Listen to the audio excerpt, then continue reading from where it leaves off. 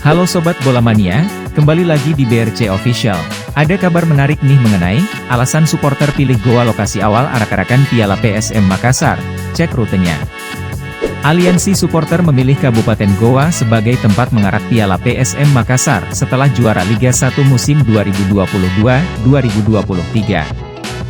Hal ini disampaikan Panglima Laskar Ayam Jantan, LAJ, Daeng Uki saat audiens dengan Bupati Goa, Adnan Purijta Ihsan, di kantor Bupati Goa Jalan Masjid Raya, Sumbu Minasa, Kamis, 13 April 2023.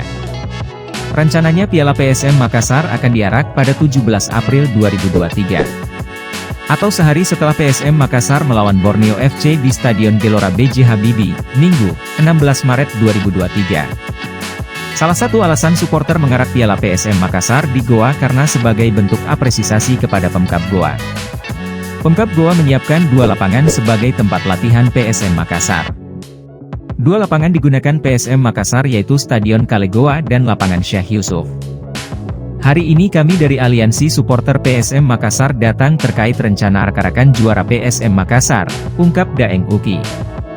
Ini adalah bentuk penghormatan kami, bentuk terima kasih kami supporter PSM Makassar terhadap Pemkab Goa, tambah Daeng Uki. Arak-arakan ini akan mengambil lokasi start di Lapangan Syekh Yusuf dan akan finish di Menara Bosowa Makassar. Dia memperkirakan jumlah supporter akan hadir mencapai 5.000 orang. Untuk teknis seremoninya masih kita diskusikan, yang pastinya piala nantinya akan kita bawa ke Goa dulu lalu diarak ke Makassar lalu diserahkan ke Bapak Ahsan Mahmud, jelas Daeng Uki. Sementara Bupati Goa, Adnan Purijta Ihsan, menyambut baik rencana supporter PSM Makassar. Pasalnya, momentum PSM Makassar juara sudah sangat dinantikan seluruh masyarakat Sulawesi Selatan termasuk di Goa. Selamat atas juaranya PSM Makassar yang sudah dinanti selama 23 tahun.